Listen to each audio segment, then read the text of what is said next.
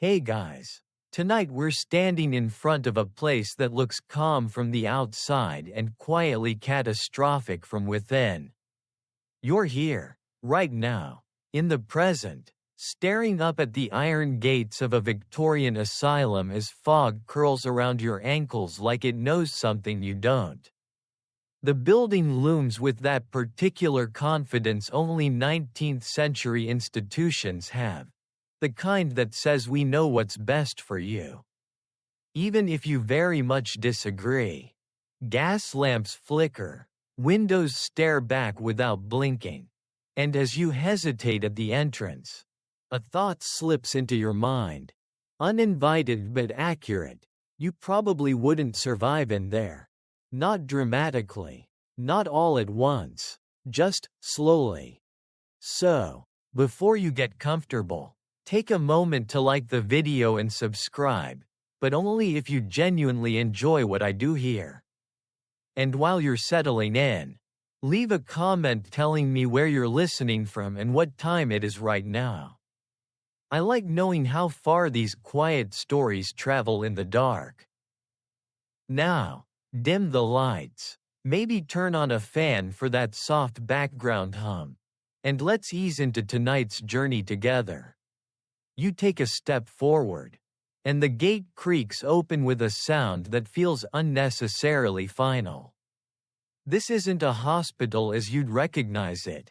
This is an asylum, built not just to treat, but to contain. The Victorian era loves order, categories, labels, and once you pass this threshold, you become one.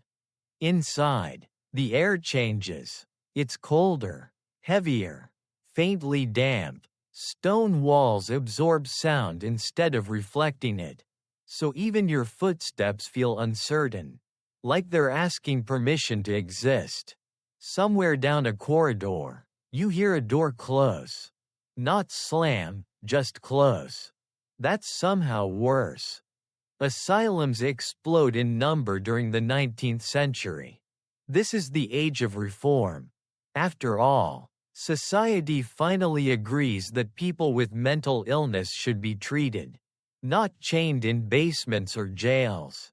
That's the popular story, the hopeful one, and yes, historians agree this period marks a shift toward institutional care. What they still debate is whether these places are designed to heal, or simply to hide people more efficiently. You look around and notice how grand everything is. High ceilings, long corridors, carefully landscaped grounds outside the barred windows. These buildings are expensive, intentional, and very proud of themselves. Victorians genuinely believe environment can cure the mind. Fresh air, routine, discipline. If the building is orderly enough, maybe the thoughts inside your head will fall in line too. Spoiler alert. Brains don't work that way. You're led down a hallway that smells faintly of soap, disinfectant, and something else you can't quite name. It's not unpleasant. Exactly, just tired. You pass doors, most of them closed. Behind one, someone mutters to themselves. Behind another, there's silence so complete it feels deliberate. You try not to stare, which is difficult, because the architecture seems designed to make you feel observed. Here's the part no one warns you about. You don't have to be mad to end up here. Not by modern standards. Stress, grief, exhaustion, postpartum sadness, defiance, these can all be enough. Especially if you're inconvenient to someone with authority. Families commit relatives. Husbands commit wives. Doctors sign papers with confidence that far exceeds their understanding. Historians still argue about how often commitment is misused. But the records suggest it happens more than anyone is comfortable admitting. You pause near a tall window and notice the glass is thick, slightly warped, The outside world looks distorted through it. Trees bend at odd angles. The sky seems farther away. It's a small thing, but it settles into your chest. Even reality looks different from in here. A matron passes you, keys clinking softly at her waist. That sound becomes familiar fast. Keys mean doors. Doors mean permission. You begin to understand how quickly autonomy evaporates in this place. Decisions, when you eat, sleep, speak, move, are no longer yours. And the strange part? This loss of control is considered therapeutic. Victorian medicine loves certainty, loves authority. Doctors speak in firm tones about diagnoses that sound impressive and explain very little. Terms like melancholia and hysteria float through the air, broad enough to include almost anything and precise enough to end debate. Once labeled, you are no longer questioned. You are managed. You're shown a room, sparse, clean, a bed bolted to the floor, a small table, no personal items, no sharp edges, no privacy. The door closes behind you with another soft, definitive sound, not a lock you hear, but you feel it anyway. The intention, you're told, is rest, calm, removal from the stresses of modern life.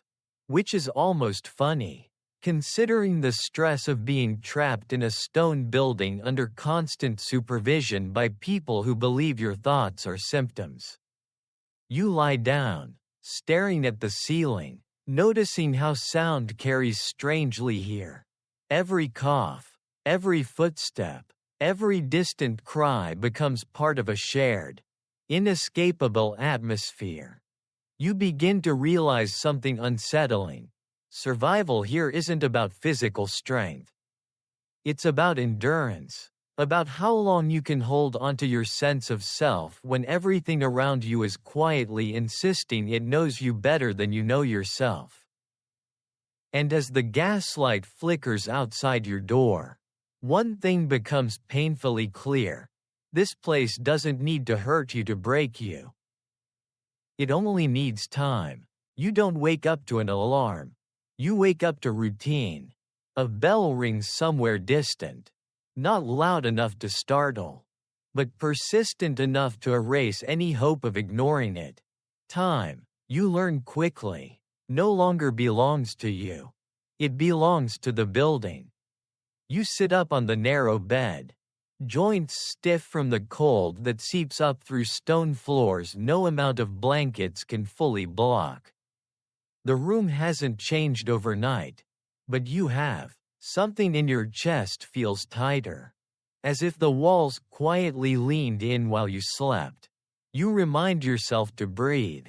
Slowly, carefully. You're already learning the first survival skill: don't draw attention. Breakfast arrives without ceremony. A tray slides through the door. Bread, thin porridge, tea that tastes like it once met a leaf and then immediately apologized. It's not starvation food, just joyless. You eat because there's nothing else to do. And because refusing would be noted. Everything here is noted. This is where you begin to understand who ends up locked inside places like this, and why the answer is far broader than you expected.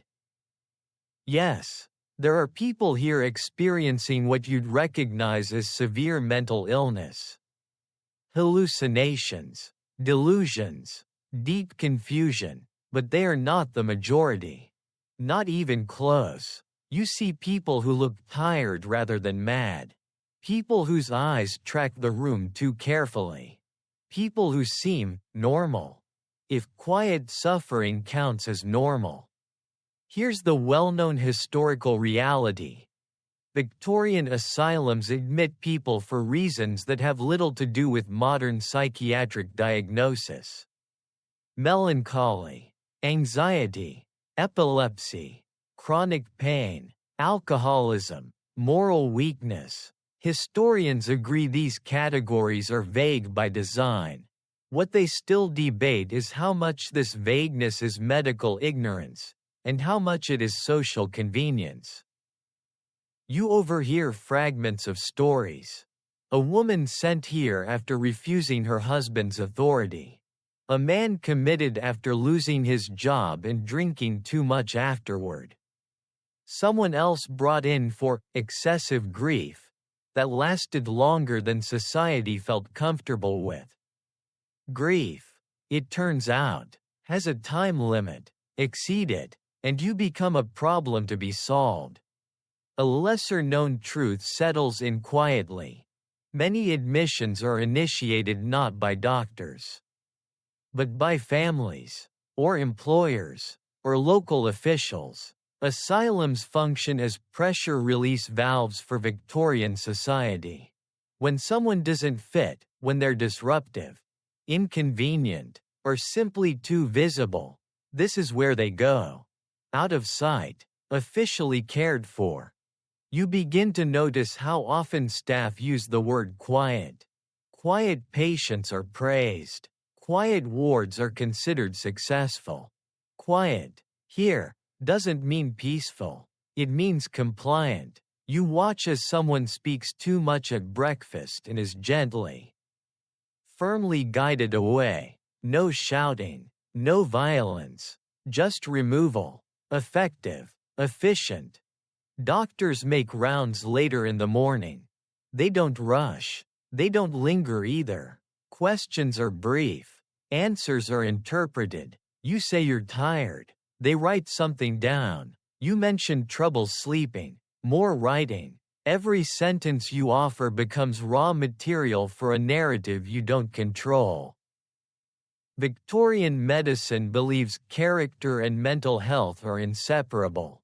If you are anxious, it suggests weakness. If you are angry, it suggests instability.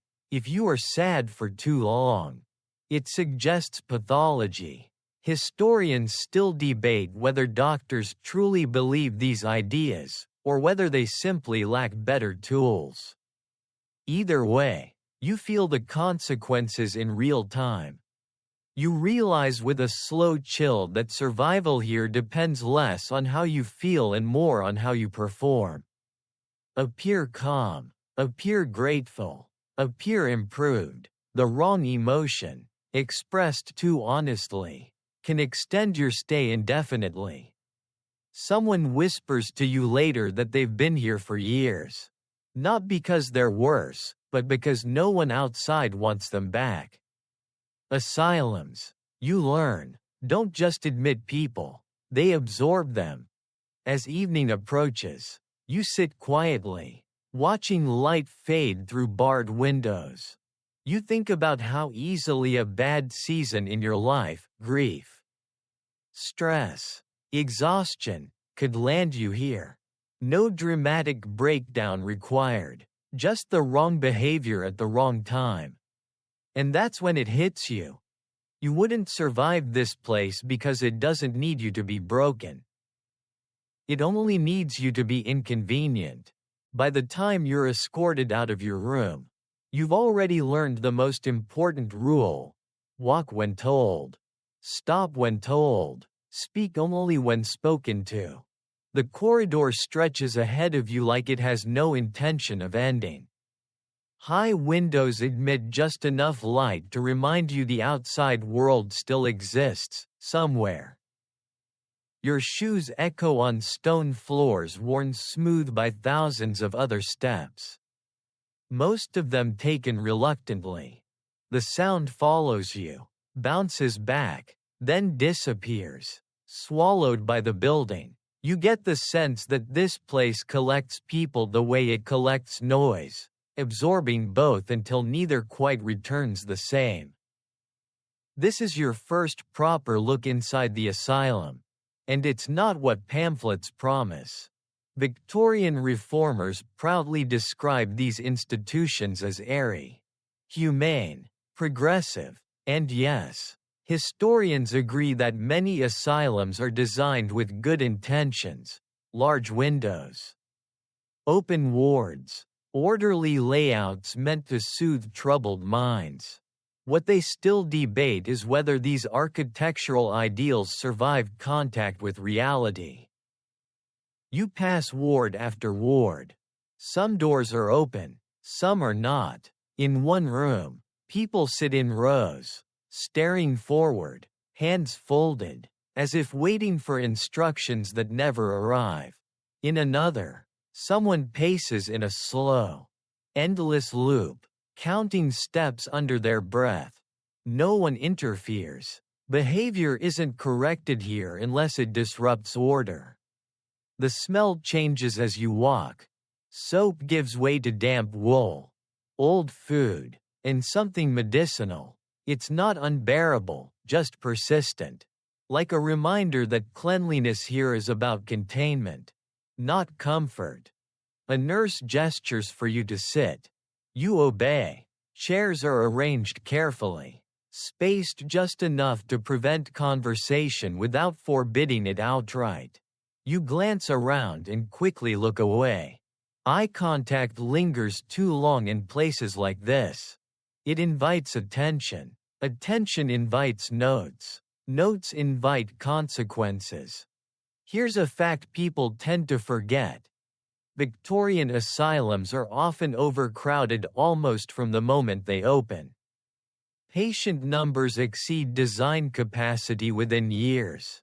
Historians agree this overcrowding undermines even the most humane intentions.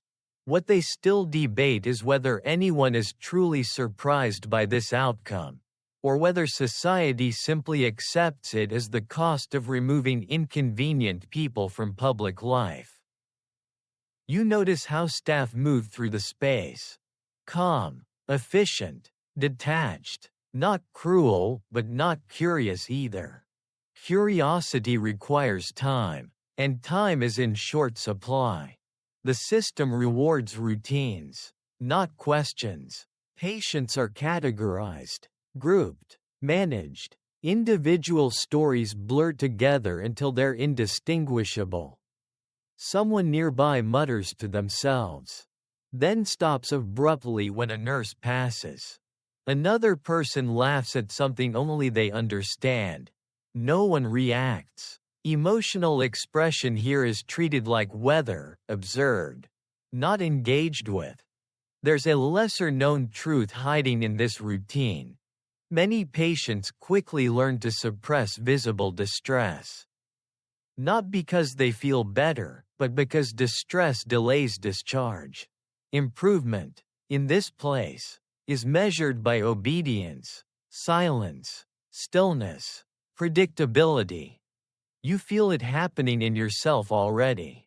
Your shoulders lower, your movements shrink, you become careful with your face, your voice, your posture.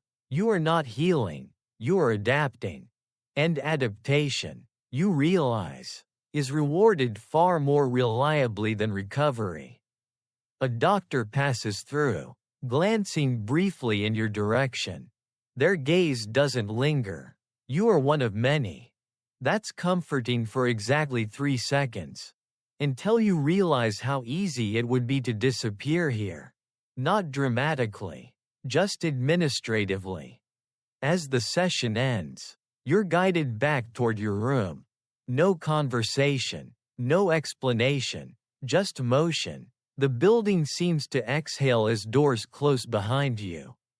You lie back on the bed and stare at the ceiling again, tracing cracks with your eyes. This place doesn't attack you. It erodes you, slowly, politely, systematically.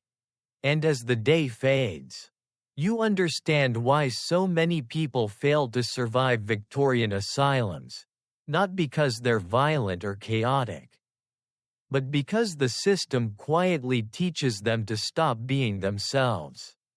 One careful day at a time, the doctor finally stops in front of you, and for a moment you feel an almost ridiculous flicker of hope. Attention, after all, feels like progress. He adjusts his spectacles, glances at your chart, and begins speaking about you rather than to you. Your name is mentioned once. After that, you become a collection of observations. Victorian doctors carry themselves with extraordinary confidence. They believe deeply in classification, in the power of naming things correctly. Once something has a label, it can be controlled, treated, managed, or so the theory goes. You sit quietly as words like melancholia, moral insanity, and nervous exhaustion float above your head like weather you're expected to endure. Here's the well-known historical reality. Asylum doctors in the Victorian era wield enormous authority over their patients. They diagnose, prescribe, confine, and release, often with minimal external oversight. Historians agree this concentration of power is real.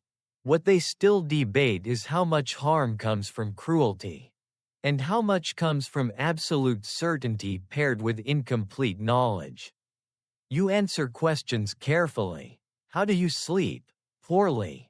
You say. That gets written down. How is your mood? Variable. You say. More writing.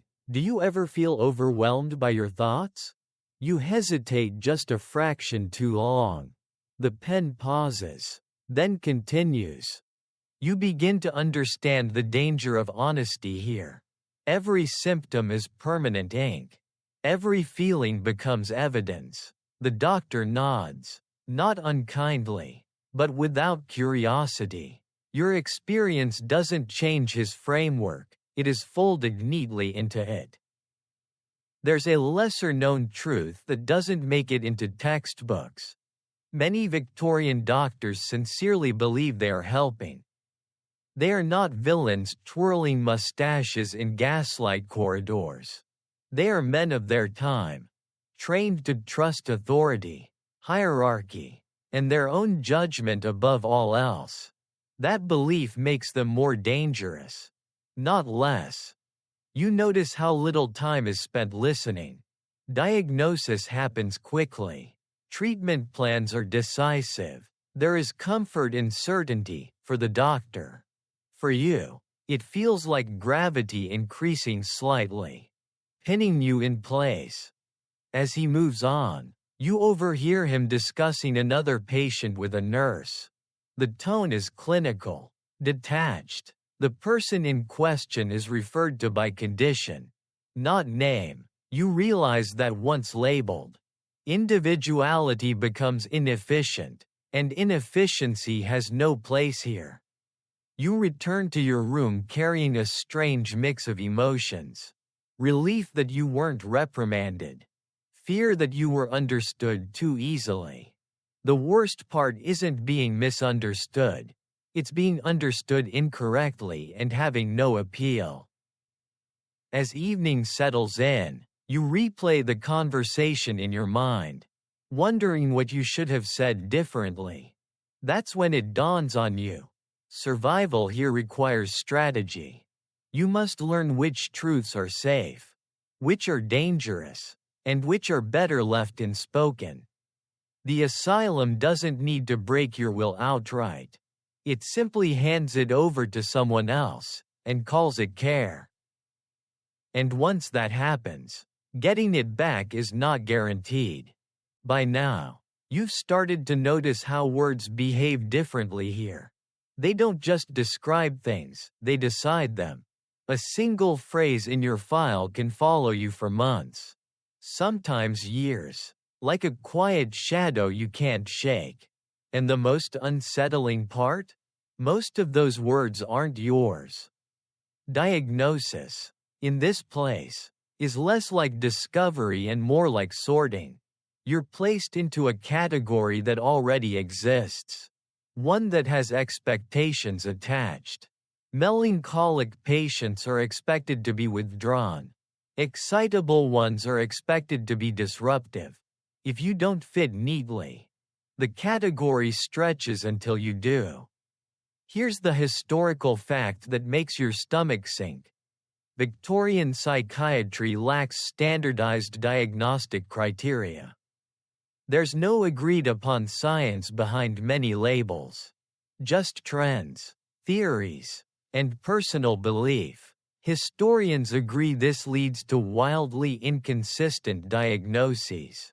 What they still debate is whether doctors recognize this inconsistency, or simply trust their instincts and move on.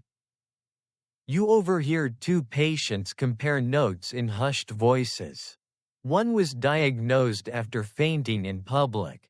Another after refusing to marry. Neither sounds insane to you. Both sound exhausted. And exhaustion, you're learning, is a dangerous state in an era that equates emotional resilience with moral strength. A lesser-known truth surfaces quietly.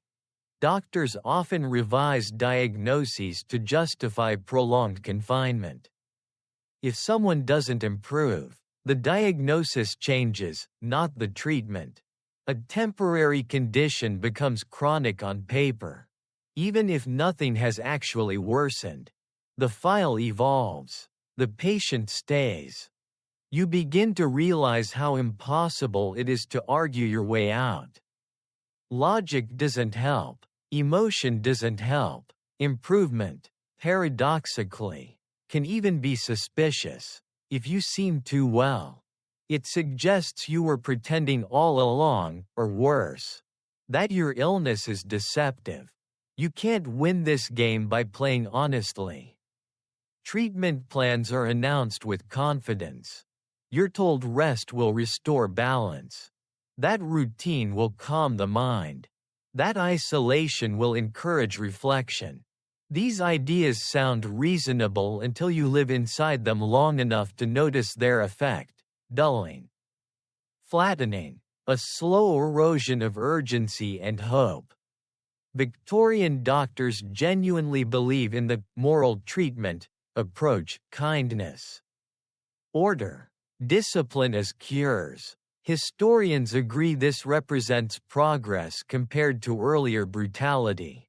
What they still debate is whether moral treatment becomes another form of control once institutions grow too large to practice it sincerely.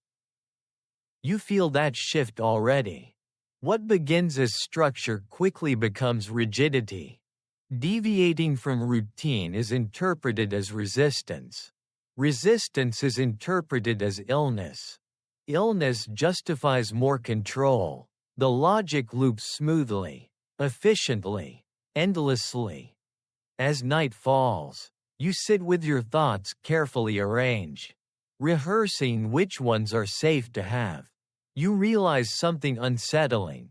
The asylum isn't trying to understand you. It's trying to stabilize you into something predictable.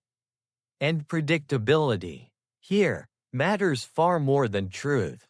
The first time you hear the word treatment, it lands with a strange softness. It sounds helpful, caring, almost hopeful.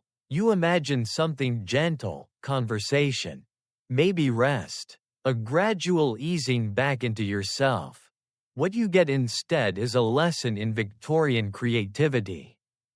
Treatment here is about correction, not comfort. The assumption is simple and dangerously neat: if the mind is misbehaving, the body must be disciplined until it learns better habits. You're not sick, you're out of order. Here's the widely known historical reality. Victorian asylums employ a range of physical treatments intended to calm, shock, or exhaust patients into compliance. Cold baths, enforced bed rest, isolation, and mechanical restraints are all considered legitimate medical tools. Historians agree these methods are common. What they still debate is how often they're used as therapy, and how often as punishment wearing a medical name tag. Your introduction comes without drama. A nurse informs you that you'll be taking a bath. Not the pleasant kind. You're led into a tiled room where steam hangs thick in the air. then abruptly replaced by cold. Very cold. You lower yourself into the water and feel your breath seize. Muscles locking in protest. The shock is immediate and total. The idea, you're told later, is to reset the nervous system, to quiet agitation, to bring the mind back under control. And for a moment, just a moment, it works. Your thoughts stop racing because they can't compete with the screaming cold. That's the trick. Pain silences everything else. A lesser-known truth drifts in as you shiver. Cold water therapy isn't always brief. Some patients are kept submerged or restrained for extended periods. Not long enough to kill, just long enough to break resistance. Officially, this is care. Unofficially, it's compliance training. Afterward, you're wrapped in blankets and returned to your room. No one asks how you feel. The assumption is that quiet equals improvement. You lie there, teeth chattering, mind strangely blank. The world feels far away. That, apparently, is success. Other treatments follow. Prolonged bed rest that drains your energy instead of restoring it. Isolation that turns your thoughts inward until they echo too loudly. Inactivity that erodes your sense of time. Days blur. Weeks smear together. You stop marking them. Victorian medicine believes exhaustion is curative. Wear the patient down and the illness will loosen its grip. Historians still debate whether doctors notice how often this cure simply replaces distress with numbness. From the inside, the difference feels academic. You make a quiet calculation. Reacting makes things worse. Enduring, silently, is safer, so you learn to disappear without leaving, to flatten your expressions, to answer questions with careful neutrality. You begin performing calm because calm is rewarded. And here's the part no one prepares you for. The treatments don't just hurt your body. They teach your mind to associate expression with consequences, fear with silence, feeling with risk. By the end of the week, maybe longer, it's hard to tell, you're not better. You're just quieter. And in a Victorian asylum, that's often considered a cure. The water stays with you long after you've dried off. Not physically, your skin warms eventually, but in memory. Every time you hear footsteps approaching your door, your shoulders tense, just a little. You don't know what's coming next. And uncertainty here has weight. It presses down on you until you start planning your own stillness in advance. Cold baths are only the beginning. You're introduced, quietly and without explanation, to restraint, not immediately, not dramatically, just a gentle correction. A nurse notices you fidget too much during observation. Another mentions you seem restless. That word is dangerous. Restless implies resistance. Resistance implies illness. Your wrists are guided, not forced, into leather cuffs. Soft, at first, almost polite, the straps are tightened just enough to make a point. You're told it's temporary. For your safety. For everyone's safety. You nod, because nodding is the safest movement available. Here's the historical reality most people know in broad strokes. Mechanical restraints are widely used in Victorian asylums. Straitjackets, cuffs, belts, chairs. Historians agree these devices are considered standard medical equipment. What they still debate is how often restraint is genuinely necessary, and how often it's simply the easiest way to manage too many patients with too few staff. You sit there, arms pinned, unable to scratch an itch or adjust your posture. Time stretches. Your thoughts, deprived of movement, turn inward. You try to count breaths. You lose count. You try again. The room feels smaller than before, even though nothing has changed. A lesser-known truth slips in here. Restraint is often used preemptively. Not because someone is violent, but because they might become disruptive. The goal isn't reaction, it's prevention. And prevention, in this place, values certainty over compassion. You notice something unsettling. Once restrained, you're spoken to less, not out of cruelty, out of efficiency. Conversation takes time. Silence is faster. You become furniture, a problem already solved. When the restraints are finally removed, your arms feel strange, heavy, distant, not entirely yours. You flex your fingers slowly, testing reality. Everything works. Nothing feels right. You've learned a lesson your body won't forget. Stillness is safer than movement. Later, you watch another patient struggle briefly against their cuffs. It lasts seconds. Staff arrive calmly, efficiently. The straps are tightened. The struggle ends. No raised voices. No drama. Just procedure. You look away, heart racing, determined not to be next. Victorian medicine frames restraint as humane compared to earlier brutality. And historians agree, this is progress. Technically, what they still debate is whether replacing chains with padded cuffs changes the experience in any meaningful way for the person wearing them. As night falls, you lie in bed, replaying every movement from the day. You wonder which ones were mistakes. Which gestures marked you as a risk. You begin editing yourself in advance, smoothing rough edges before anyone else can. And that's when you realize the most dangerous effect of restraint isn't physical. It teaches you to police yourself. You don't need to be tied down anymore. The memory does that job just fine.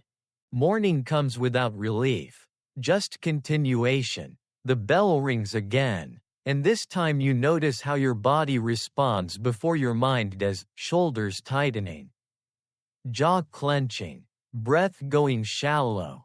Your body has learned the schedule faster than you have. That's efficiency, apparently. Today, you're introduced to the day. Not an event, not a highlight, just the long, carefully portioned stretch of hours that make up life inside the asylum. This is where survival quietly erodes. You're led into a common ward where rows of patients sit at long tables. Hands folded or resting uselessly in laps. No one is talking, not because it's forbidden, technically, but because talking invites attention.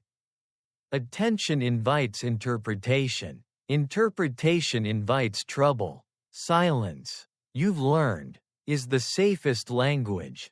Here's the well-known historical reality. Victorian asylums run on rigid schedules. Wake, eat, sit, work, rest, sleep, every hour accounted for. Reformers believe structure itself is therapeutic. Historians agree routine is central to asylum life. What they still debate is whether this regimentation soothes patients, or slowly strips them of agency. You feel time stretch in uncomfortable ways. An hour can feel like a day. A day can blur into something shapeless. Without choices, moments lose their edges. You find yourself counting things just to anchor reality. Floor tiles. Window bars. The number of times a nurse passes the doorway. Meals arrive at fixed times. Always the same. Always insufficiently warm. Food isn't scarce enough to complain about officially. But it's dull enough to remove any sense of pleasure. You eat because eating marks time. Breakfast means morning. Dinner means survival another day. Hunger becomes background noise, manageable, constant. A lesser-known truth settles in here. Food doubles as control. Portions shrink for those deemed difficult. Seconds are rewards for good behavior. Refusal to eat is recorded as a symptom. There is no neutral relationship with appetite in this place. Everything means something. You watch how people move, or don't.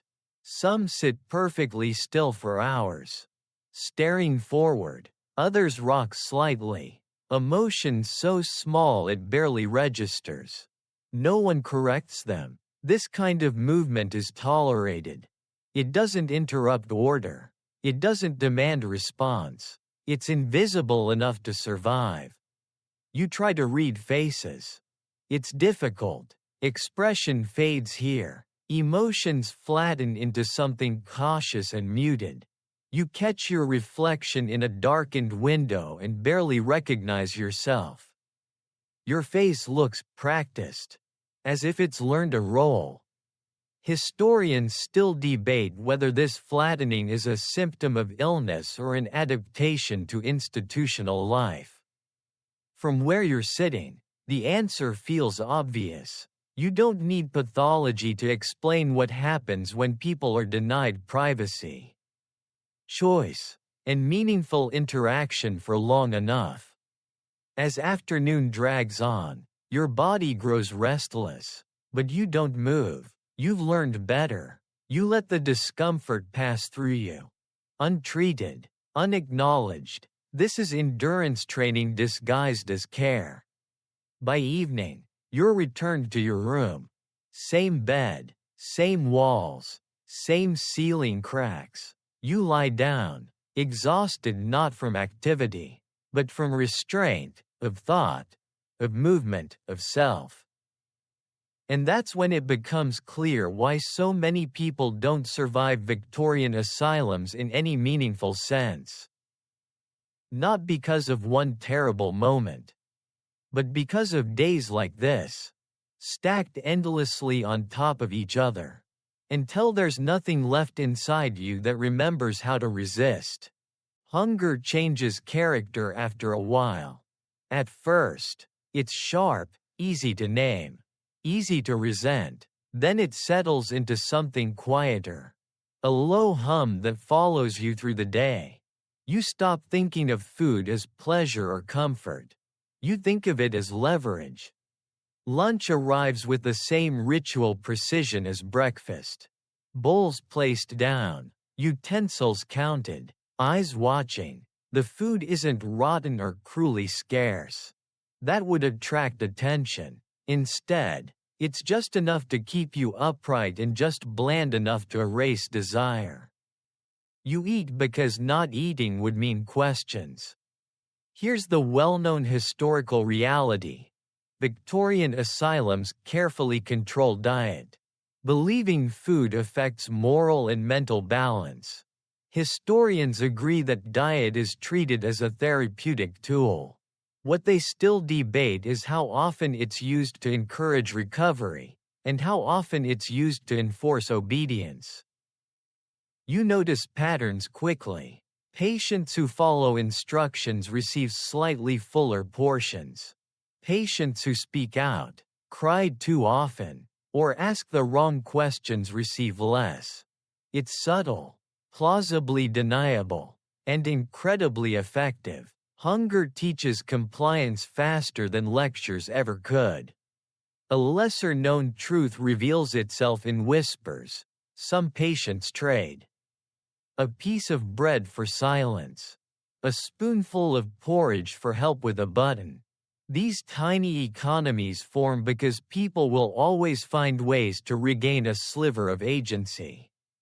Even here, especially here, you catch yourself slowing your eating, savoring not the taste but the process.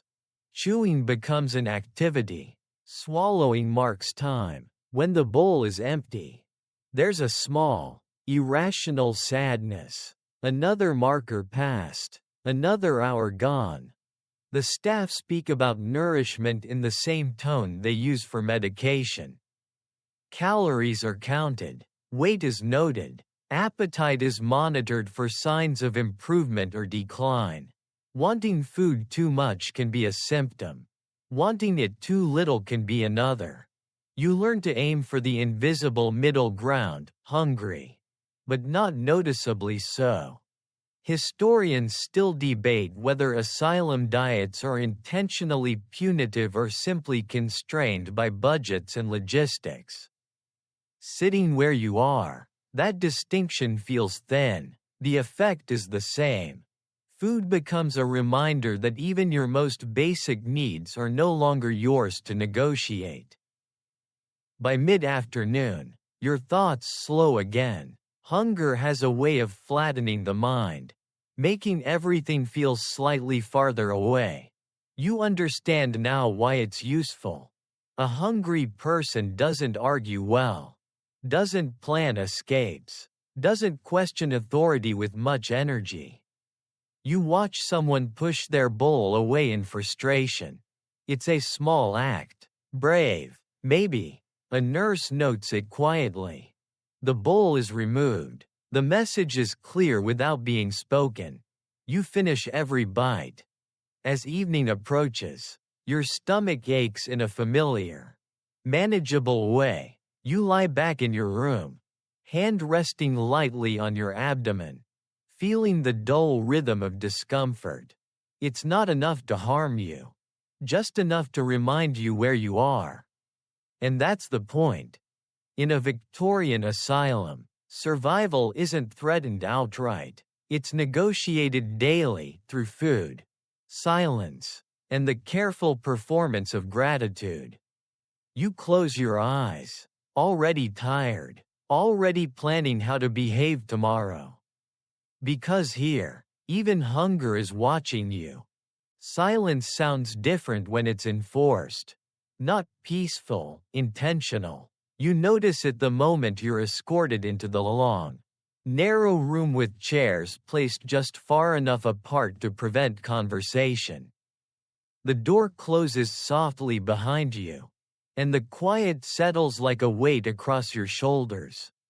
No one tells you not to speak. That's the trick. Silence as punishment works best when it pretends to be voluntary. This is what they call reflective time. You're meant to sit with your thoughts, to examine them, to correct them. Victorian reformers genuinely believe that silence encourages moral improvement.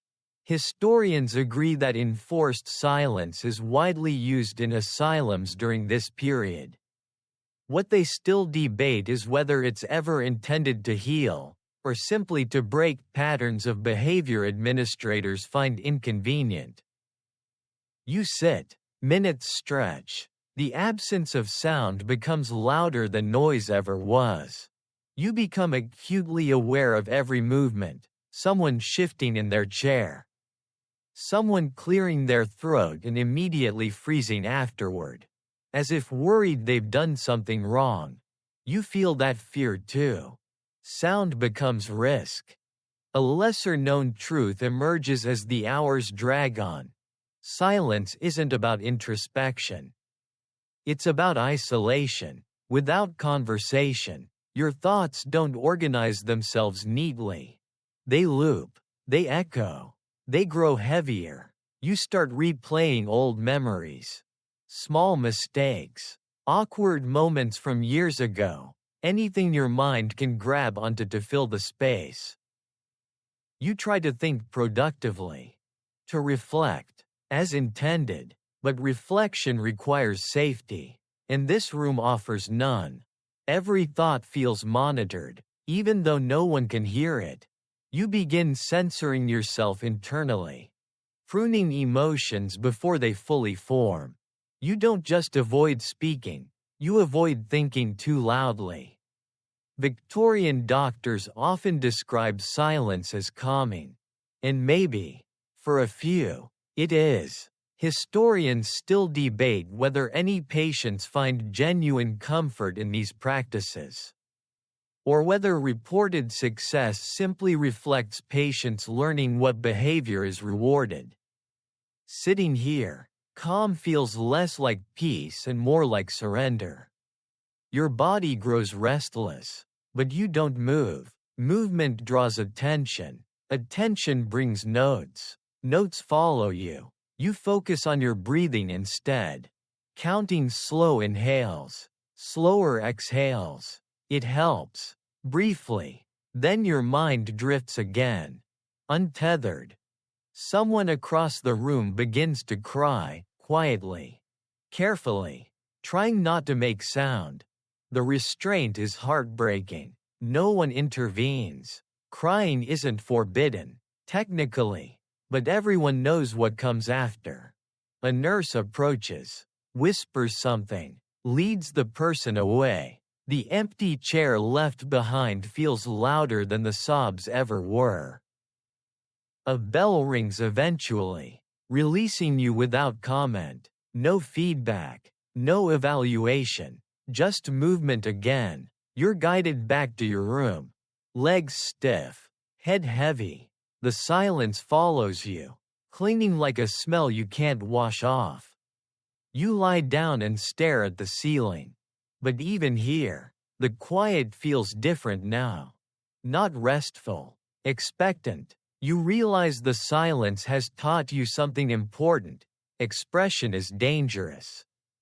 And connection is optional. And once you learn that lesson, you don't need locked rooms to keep you quiet anymore. You do it yourself.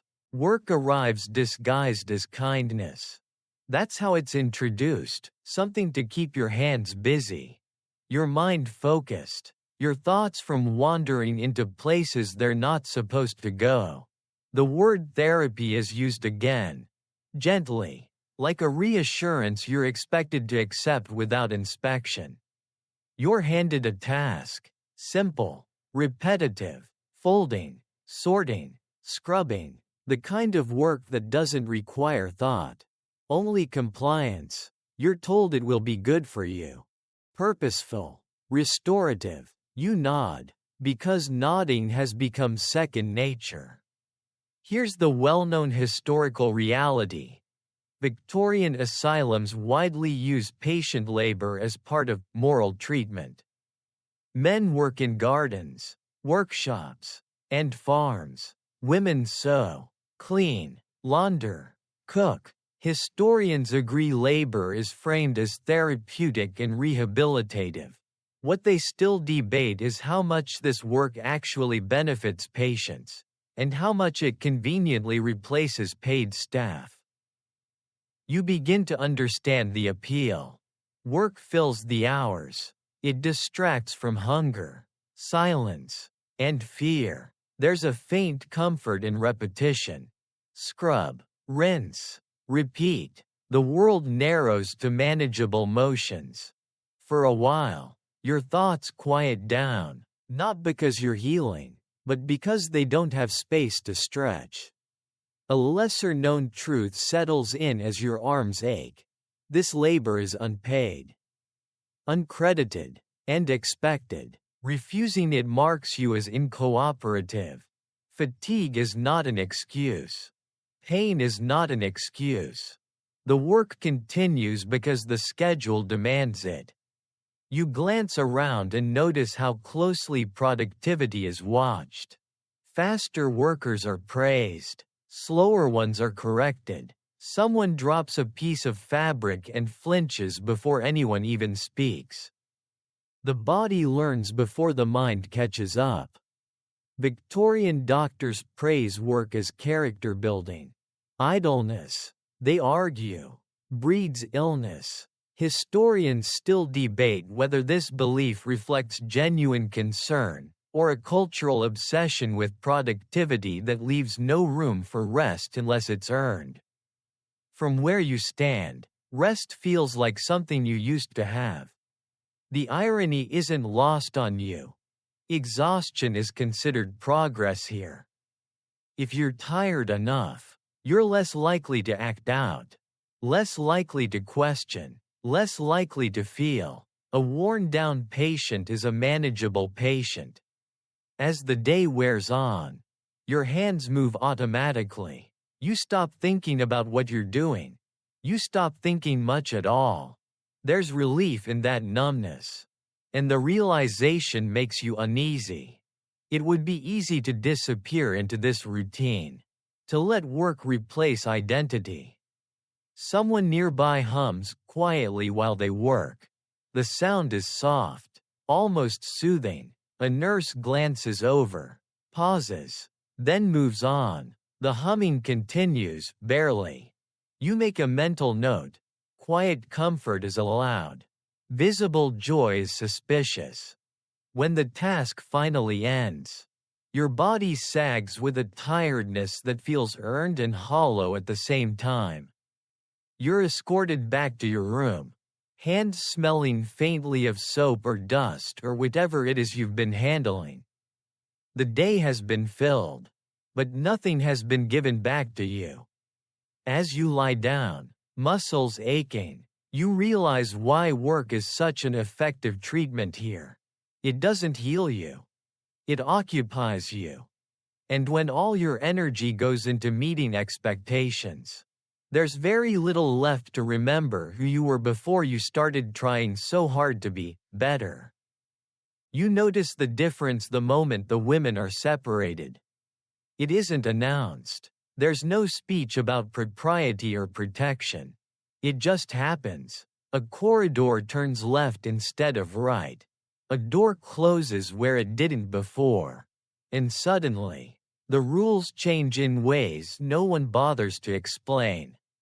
If you are a woman here, the threshold for being considered unwell is lower. Much lower. Here's the well-known historical reality.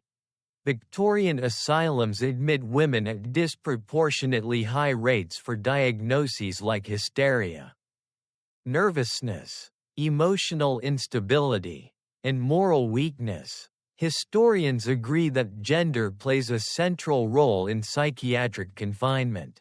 What they still debate is how much of this reflects medical misunderstanding, and how much reflects social control. You listen to the stories. Quietly, when they're shared, a woman committed after childbirth because she cried too much. Another after refusing intimacy. One for reading excessively. Reading. The tone isn't dramatic. It's resigned, as if everyone already knows how this works. A lesser-known truth settles in. Heavy and uncomfortable. For many women, the asylum functions as a legal extension of domestic authority.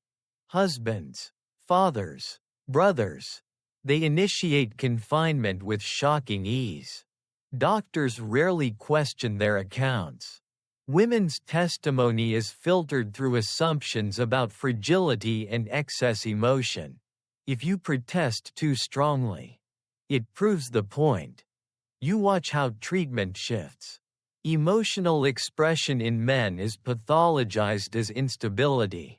In women, it's treated as inevitability. Tears are expected, and then punished. Anger is labeled dangerous. Quiet compliance becomes the only acceptable posture. The irony is sharp enough to sting. Women are admitted for being too emotional, then subjected to treatments that guarantee emotional collapse.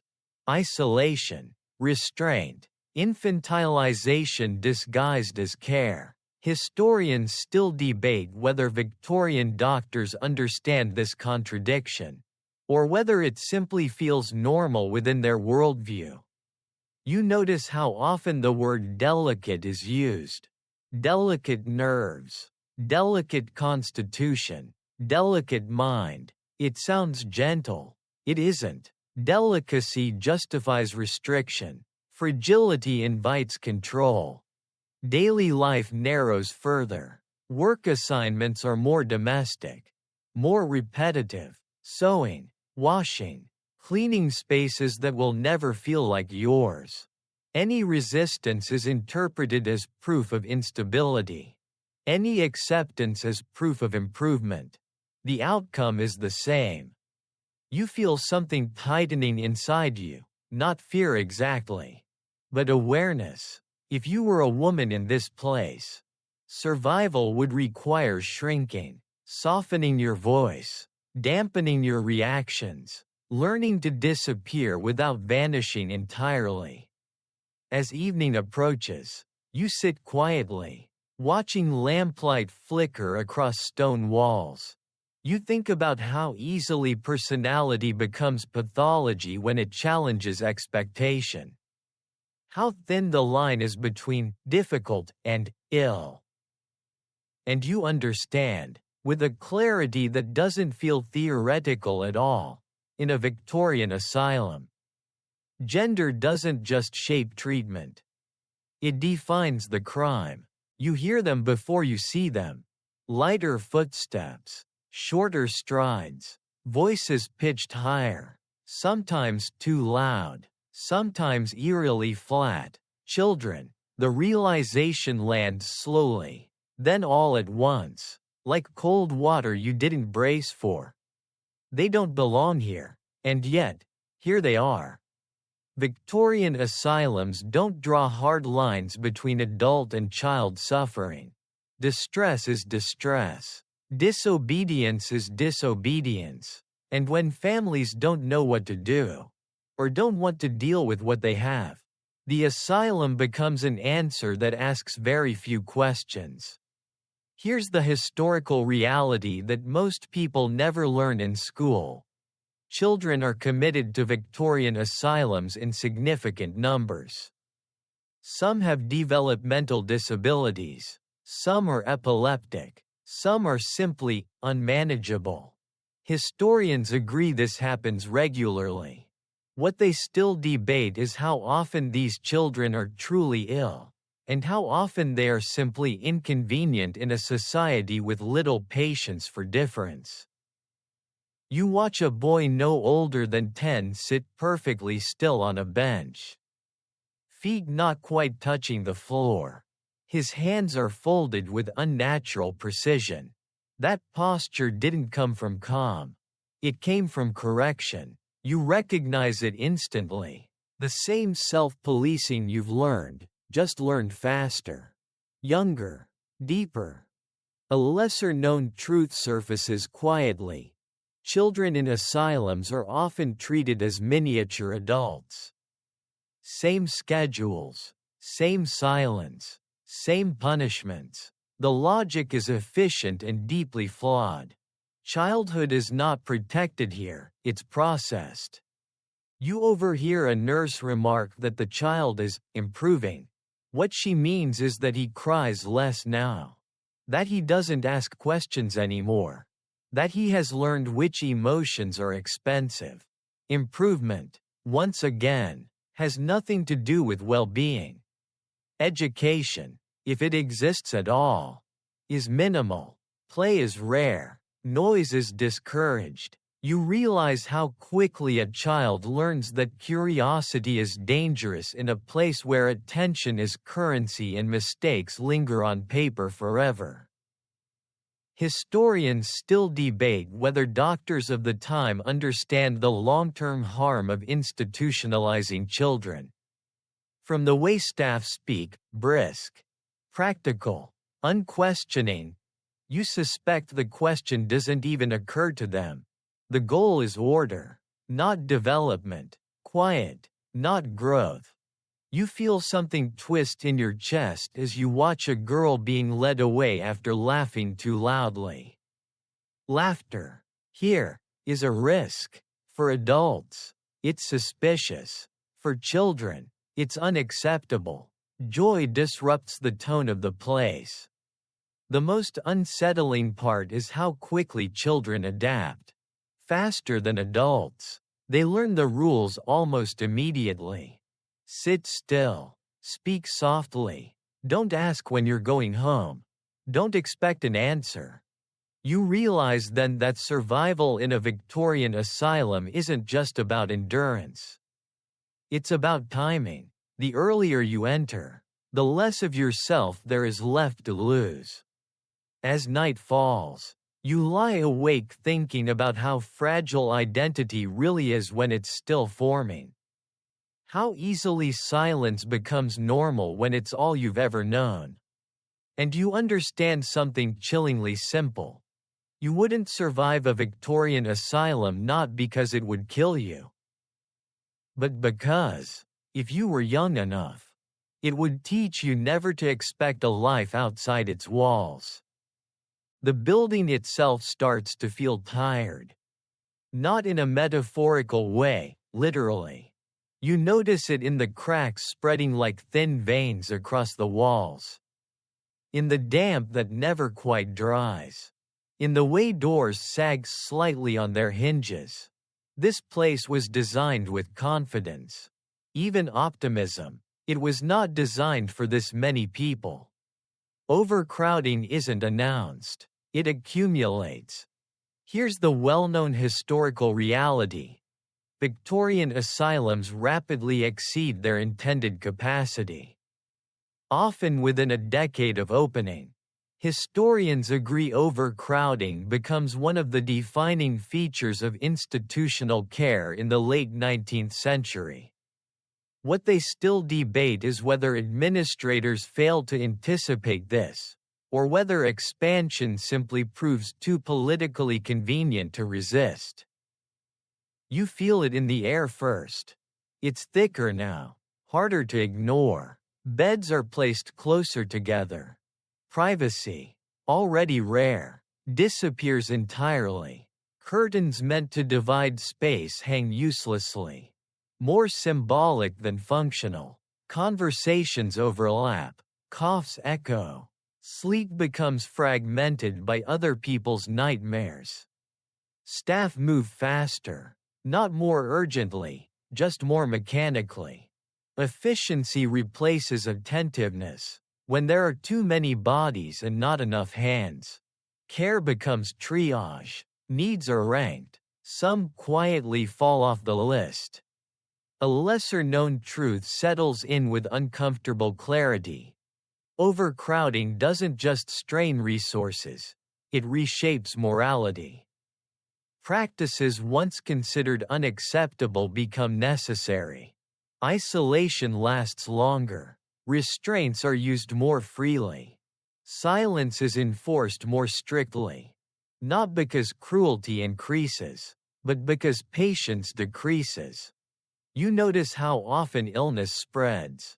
Colds linger. Skin infections appear and reappear. Someone develops a cough that never quite leaves.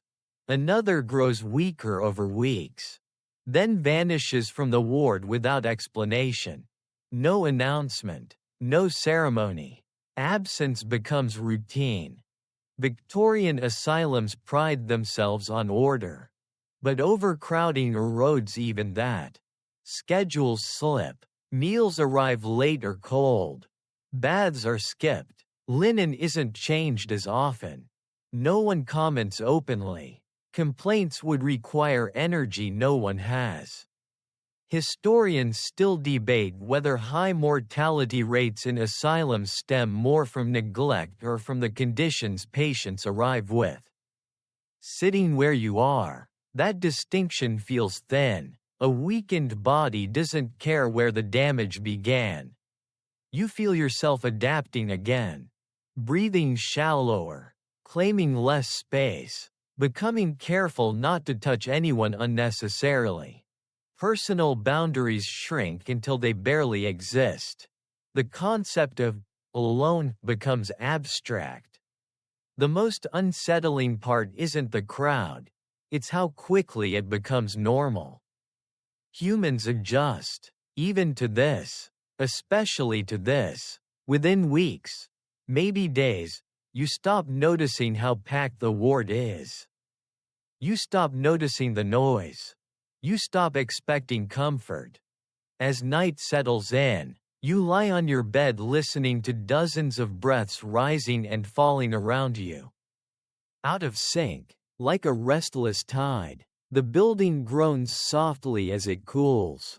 You imagine it bearing the weight of every person inside, straining but holding. For now. And you understand something quietly devastating. Even the best intentions collapse under too much pressure.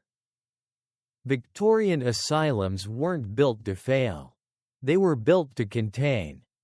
And once containment becomes the priority, survival becomes optional. Illness doesn't announce itself here with urgency. It seeps in, quietly, almost politely.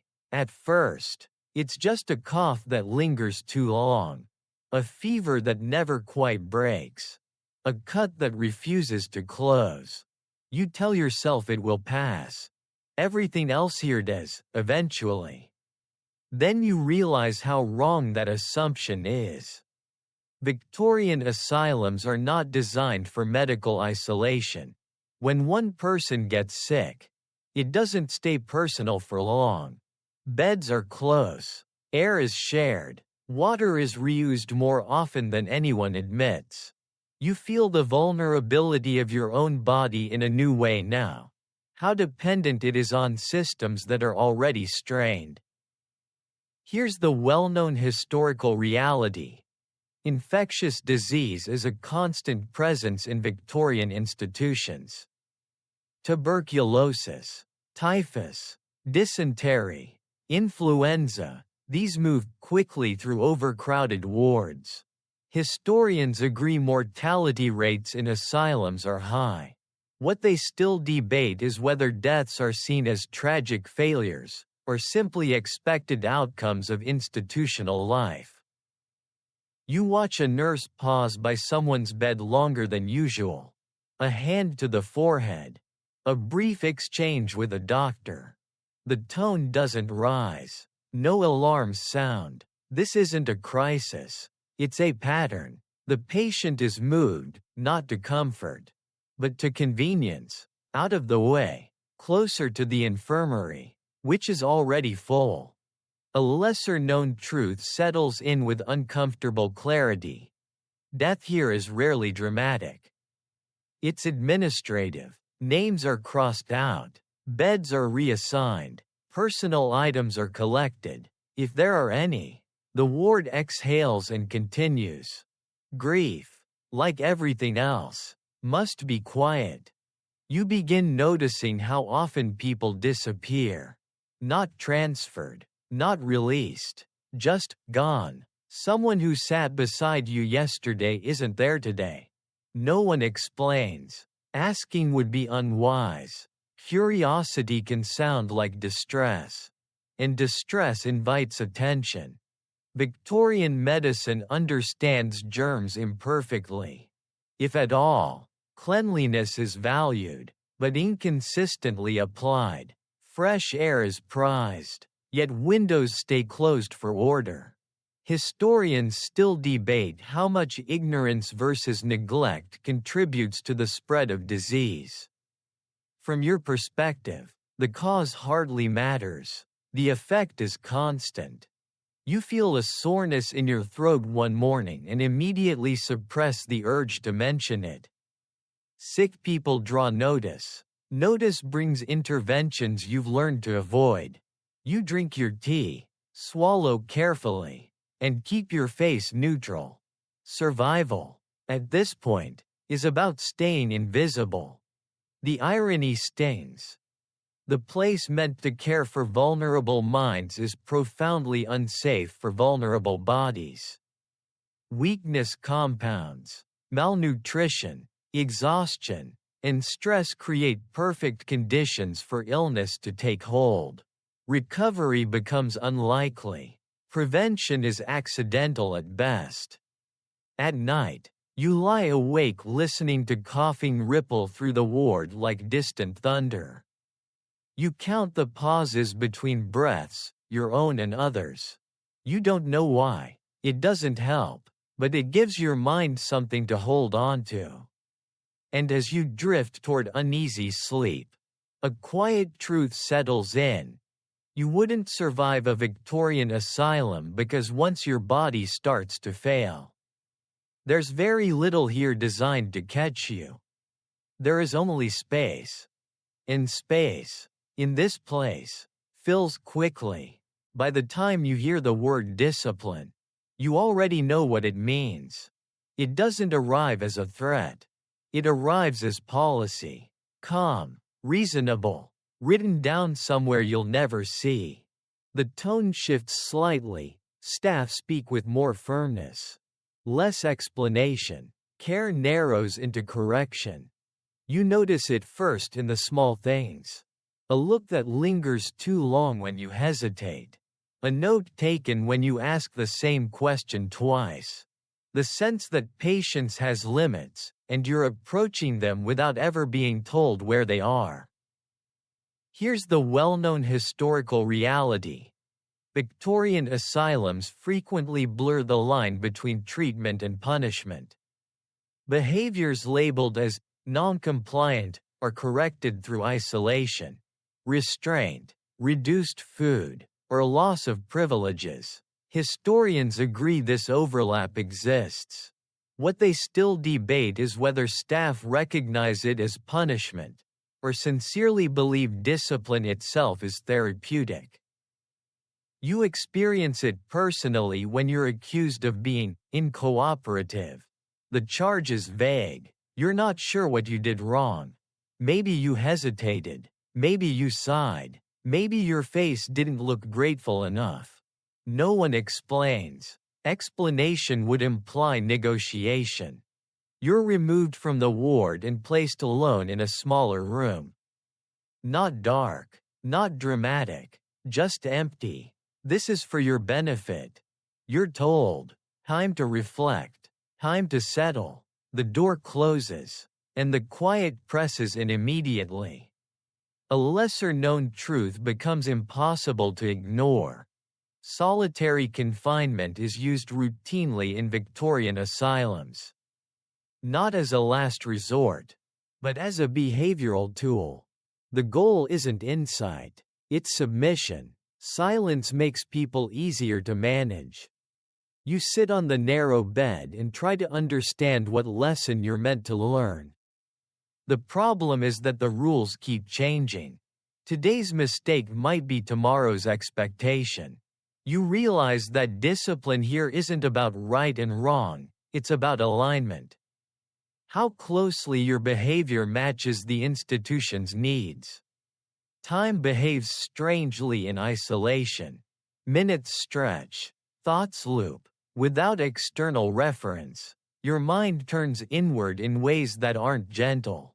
You replay conversations, searching for the misstep. You promise yourself you'll do better.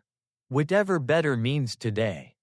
Historians still debate whether isolation exacerbates mental illness or merely exposes it.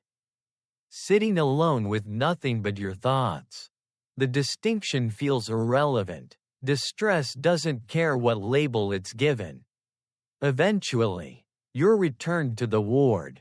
No comment, no acknowledgement. The message is clear without being spoken.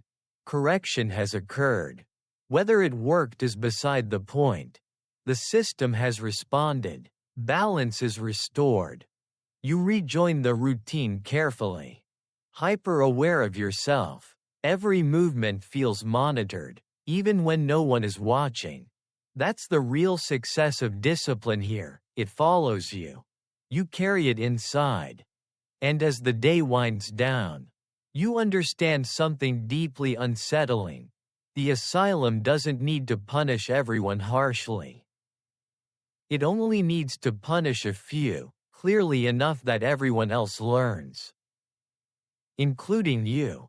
Hope arrives here the way light does through dirty glass, muted, distorted, and easy to misinterpret. You hear whispers about reform, about kinder doctors, about new ideas spreading through newspapers and lecture halls far away from these walls. For a moment, it feels like relief might be possible. Like change could reach you in time. This is the era of reform movements. After all, the Victorian age prides itself on progress. Campaigns for humane treatment gain traction. Reports are written, committees formed, Words like dignity and compassion begin appearing in public conversations. Historians agree that these movements exist and matter. What they still debate is how deeply reform penetrates daily life inside overcrowded institutions like this one. You feel the effects in small ways. A new rule limits the length of restraints, on paper. A visiting inspector walks the wards, nodding thoughtfully, asking questions that sound important and change very little. Staff straighten their uniforms that day. Voices soften. The building behaves. Then the inspector leaves. A lesser-known truth settles in once the routine resumes. Reforms often improve how asylums look, not how they function. Windows are cleaned, gardens are planted, annual reports glow with optimism. But staffing levels don't change. Overcrowding doesn't vanish. Power structures remain intact. You hear staff discussing new philosophies. Moral treatment refined, more emphasis on kindness, less on force. It sounds promising until you realize the definition of kindness is still written by the same hands holding the keys. Gentler control is still control. Some patients do benefit. You can't deny that. A few are released earlier. A few receive better conditions. Historians still debate whether these successes represent genuine healing or selective proof that keeps the system justified. Standing where you are, it feels uneven, arbitrary, dependent on timing, luck, and how convincingly you perform improvement. You begin to understand how hope itself becomes a management tool. When people believe change is coming, they endure more quietly. They wait. They comply. After all, why risk punishment when things might get better soon? You catch yourself doing it too, measuring days against rumors, watching for signs, interpreting minor kindness as progress. Hope sharpens your attention but dulls your resistance. It asks you to be patient in a place that runs on waiting. As evening falls, you sit near a window and watch the sky dim, thinking about how reform moves slowly through institutions built to resist it. You wonder how many people don't survive long enough to benefit from change that arrives years too late. And that's when it becomes clear. Reform doesn't erase the damage already done. It just changes the story told about it. You lie down that night with hope still present, but thinner now, less bright. You've learned that in a Victorian asylum, progress is real, but survival still depends far more on endurance than on ideals written somewhere else. There's a phrase you hear whispered more often than any diagnosis. Long-term. Sometimes it's said with sympathy, sometimes with resignation, never with surprise. You begin to understand what it really means. Not everyone here is expected to leave. At first, that thought feels abstract. Surely most people are admitted, treated, released. That's how care works, right? But the longer you stay, the clearer the pattern becomes. Discharge isn't the default outcome. It's the exception. Here's the well-known historical reality. A significant number of Victorian asylum patients remain institutionalized for years, decades, or for life. Historians agree that many patients never leave once admitted. What they still debate is whether this reflects the severity of illness, or the institution's growing inability to imagine patients outside its walls. You notice how language shifts around long-term residents. They're described as settled, chronic, incurable, words that sound medical but function socially. Once applied, they close doors quietly. No urgency, No pressure to improve. The goal stops being recovery and becomes maintenance. A lesser-known truth surfaces in the margins of conversation. Families often stop visiting. Sometimes because they're told it's best. Sometimes because distance grows. Sometimes because life moves on. When no one is waiting for you outside, release becomes inconvenient. Where would you go? Who would take responsibility? You watch people who've been here for years move through the ward with practiced familiarity. They know which boards creak, which staff are kinder, which hours feel longest. Their routines are smooth, almost peaceful. That peace isn't comfort, it's accommodation. They've adapted so thoroughly that the outside world feels theoretical. Historians still debate whether long-term institutionalization creates dependency or simply reveals it. From where you sit, the distinction collapses. When a place controls your schedule, food, work, and identity long enough, leaving becomes its own kind of trauma. You feel the danger of that settling in yourself. The routines are awful, but they're predictable. Predictability feels safer than uncertainty. The thought frightens you. You catch it early, like a fever, but many don't.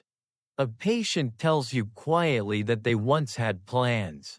A trade, a family. They don't say why those plans ended. They don't need to. The asylum absorbed them gradually. Until imagining life beyond these walls required more energy than they had left. As night falls, you lie awake thinking about how survival isn't always about staying alive. Sometimes it's about staying unfinished. And you realize with a slow chill that in a Victorian asylum, the greatest threat isn't suffering. It's permanence. The idea that people once visited places like this for entertainment sounds absurd, until you realize how calmly it's mentioned. Almost proudly, as if it were a public service. As if curiosity were a kind of charity. You hear about it in passing first. A nurse mentions open days. A doctor references visitors from town. It doesn't register fully until you see it yourself. Strangers walking the corridors, well-dressed, alert, awake in ways you are no longer allowed to be. Here's the well-known historical reality.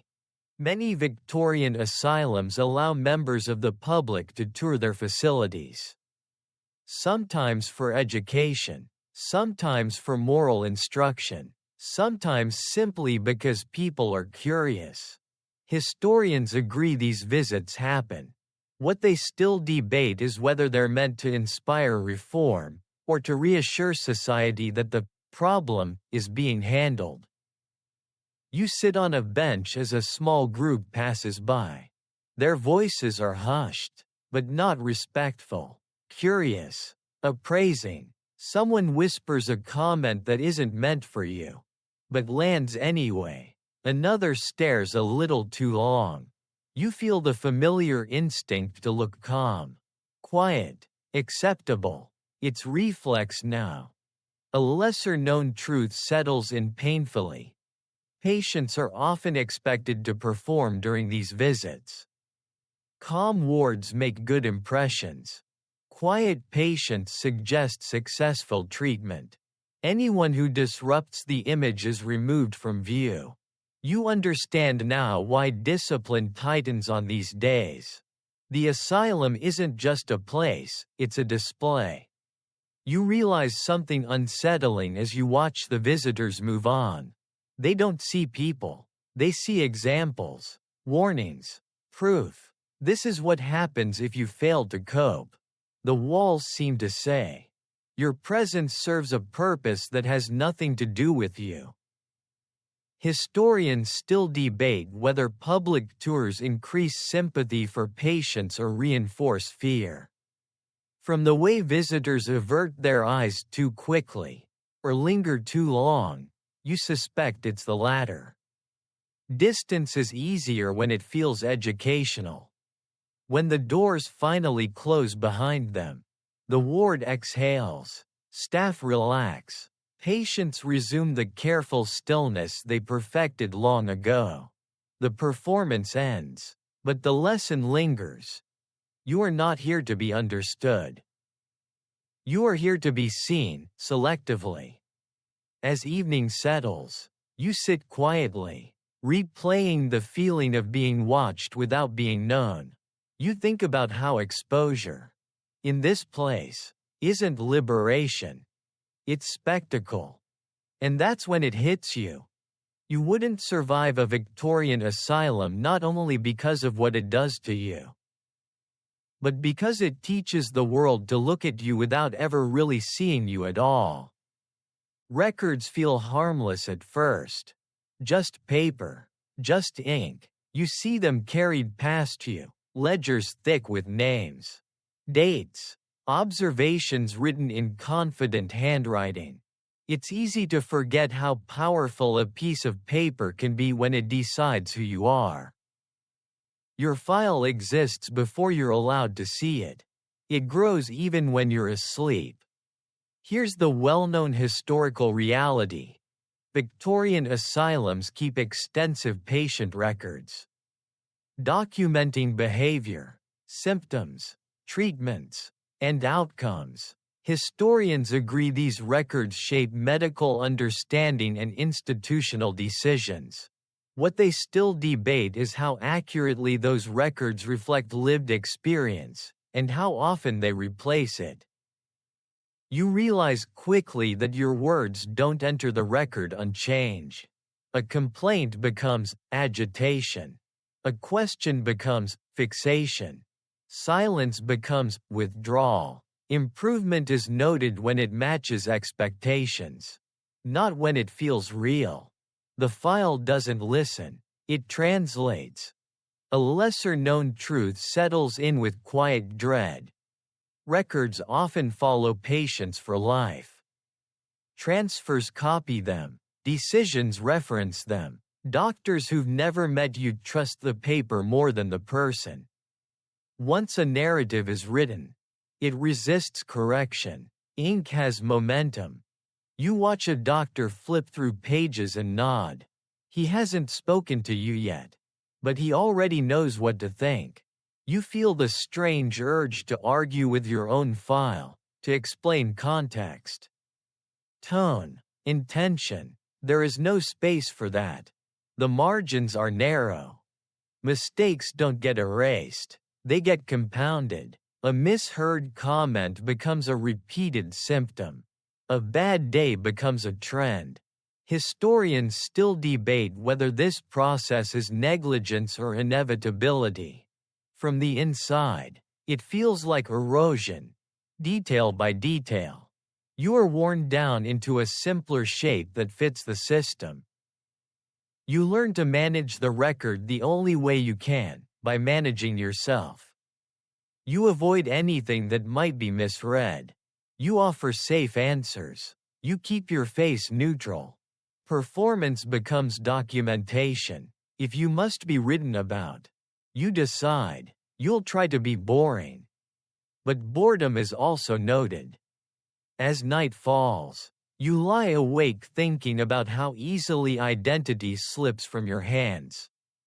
Not stolen, replaced by a version of you that exists only on paper and has far more authority than your voice ever will. And you understand something chilling. In a Victorian asylum, survival isn't just about staying alive. It's about not being misremembered. Because once the record decides who you are, leaving becomes a clerical problem. And clerical problems have a way of lasting forever. By now, even the people who run this place admit, quietly, cautiously, that not everything adds up. You hear it in half-finished sentences. In the way doctors hedge their certainty just a little when they think no one is listening. Some say, others believe, it's not entirely clear. The confidence that once filled these halls has thinned. You've reached the part of the story where explanation starts to wobble. Here's the well-known historical reality. Victorian psychiatry is full of disagreement.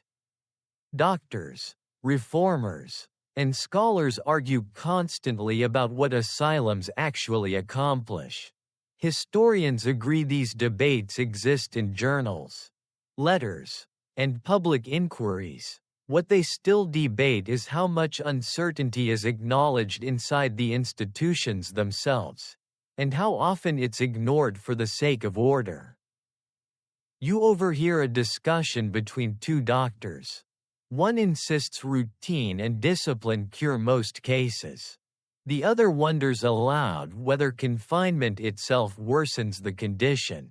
The conversation ends not with agreement, but with silence. Silence is safer than doubt.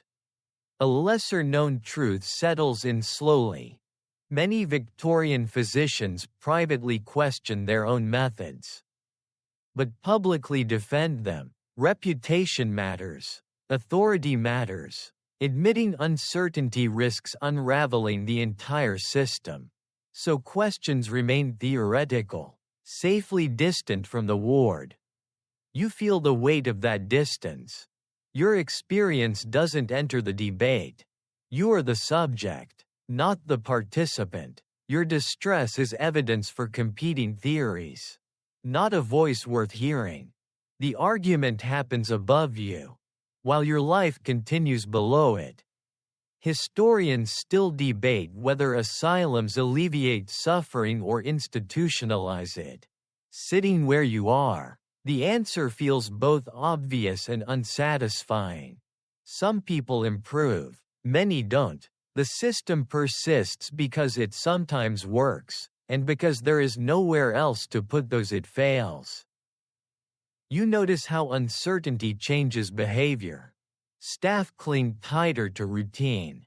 When answers aren't clear, structure becomes comfort. For them, for you, it feels like walls closing in just a bit more. As evening settles, you think about how strange it is to be caught inside an argument you can't hear properly and can't influence at all. Your life is a case study someone else will interpret later, if they remember you. And that's when you realize, debate doesn't always lead to change. Sometimes, it just delays it. You lie back, listening to the familiar sounds of the ward, and understand something deeply unsettling by the time historians finish arguing about whether places like this help or harm. The people living inside them are already gone. Forgotten. Filed away. The strangest thing happens as you move through another evening. You begin to recognize shapes that don't belong only to the past. Not the iron beds or gas lamps, but the ideas. They linger. They echo. They follow you forward in time. Quiet but persistent. You hear a nurse mention progress. And the word lands differently now. Progress doesn't arrive as a clean break. It arrives as revision. Old practices softened at the edges. Renamed, reframed, regulated. The walls don't vanish. They change texture. Here's the well-known historical reality. Modern psychiatry grows out of Victorian institutions. Many foundational ideas, classification, observation, record-keeping, routine, survived the transition into the 20th century. Historians agree these continuities exist. What they still debate is whether modern reforms truly dismantled the asylum mindset, or simply move it into new settings. You think about how labels still shape treatment. How files still speak louder than voices. How compliance still looks like improvement on paper. The tools are different now. The language more careful, but the logic feels familiar. Stabilize first, question later. Sometimes never. A lesser-known truth settles in gently and uncomfortably. Some of the most lasting changes come not from new science, but from new boundaries, oversight, rights, the slow, uneven insistence that patients are people first. Those boundaries didn't appear magically. They were built in response to places like this. You imagine the future versions of these halls, smaller, cleaner, brighter, fewer restraints, better medicine, shorter stays, and yet, you also imagine the same quiet tension between care and control, between help and convenience. Historians still debate where that line truly sits. Even now, as you lie back, you feel the echo inside yourself. How quickly you adapted, how easily silence became strategy, how relief arrived not through healing, but through endurance. You recognize those patterns in modern conversations too, about burnout, compliance, treatment plans that prioritize order over listening. The night feels thinner now. Like the past and present are pressed close together. You realize something important. The Victorian asylum isn't gone. Not entirely. It survives in cautionary memory. In reforms written with urgency. In rules designed to prevent exactly what you lived through. You breathe slowly, letting that thought settle without panic. This isn't condemnation. It's context. Understanding where ideas come from gives them edges, limits. It gives you language to say not like that again. And as the lights dim, you sense the story turning inward, away from institutions and toward you. Because the echoes don't just shape systems. They shape people. The realization doesn't arrive all at once. It gathers slowly, like fog creeping along the floor, filling spaces you didn't know were empty. You've been watching the system for weeks now, maybe months. Time is unreliable, and suddenly you see the pattern clearly enough that you can't unsee it. This place doesn't break people by accident. It breaks them by design. Here's the well-known historical reality that finally clicks into place. Victorian asylums often worsen the very conditions they claim to treat. Rates of chronic illness rise with length of stay. Discharge becomes less likely over time. Historians agree that prolonged confinement correlates with decline. What they still debate is whether this outcome is unintended or simply tolerated. You trace the steps backward.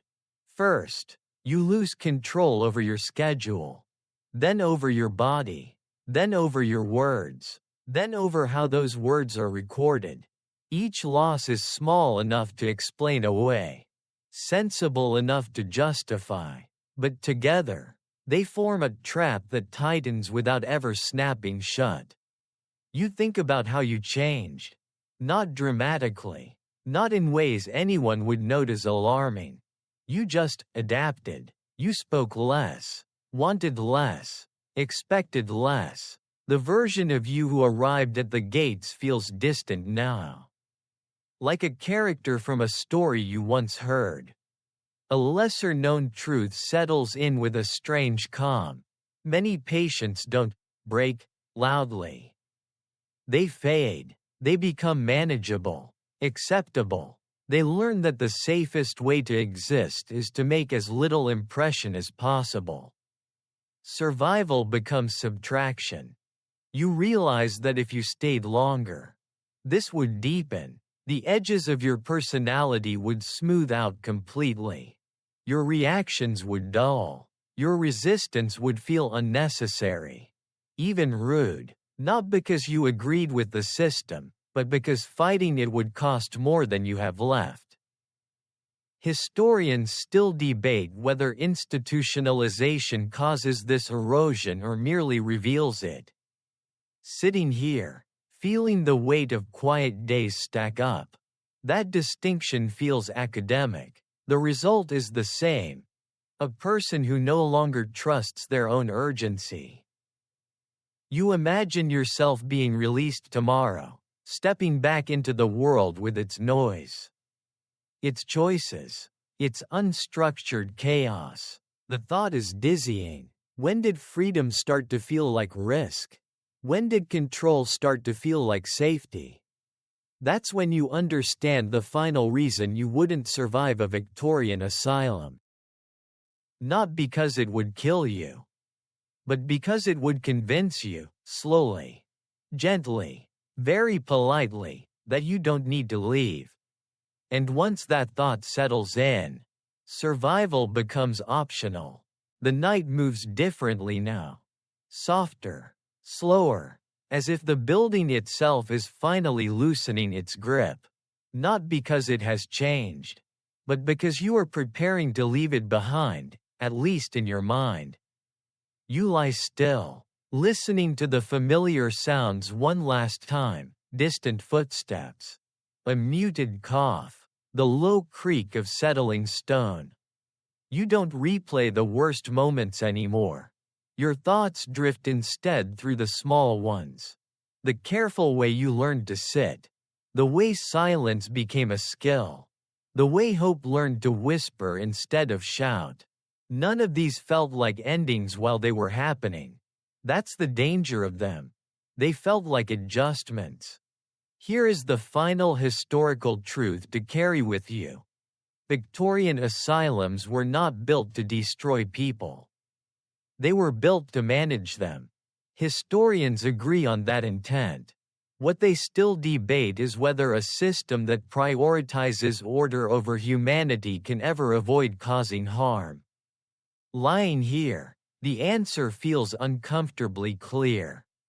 A lesser-known truth settles gently now. Survival is not only about escaping suffering. It's about protecting the parts of yourself that tell you when something is wrong. In places like this, those instincts are slowly trained out of you, not with cruelty, but with routine, repetition, and the promise of safety in exchange for surrender. Your breathing slows. The edges of the room blur. The walls don't feel as close anymore. They're becoming background, memory, history. You remind yourself, quietly, kindly, that the people who lived and died in places like this were not weak.